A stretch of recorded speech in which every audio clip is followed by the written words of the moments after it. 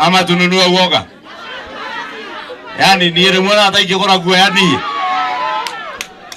Mimi niliwaambia nilipambana na Uhuru Kenyatta akiwa rais wa Kenya, nikiwa tu mbunge wa kawaida. Wewe usijaribu kufikiria ati unaweza nitisha sababu uko na cheo inakaribia rais hapo. Mimi hakuna mtu anaweza nitisha hii Kenya na hii dunia.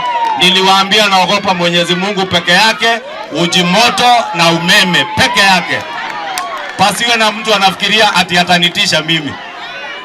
Na kama wewe ni mkabila, usiniingize mimi kwa mambo ya ukabila.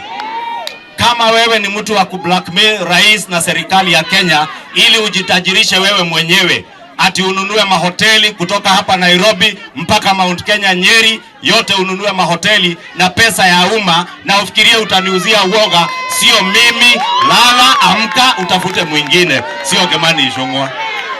Watu wa Rongai nikisimamia hapo ama niuziwe uoga? Nisimamia hapo?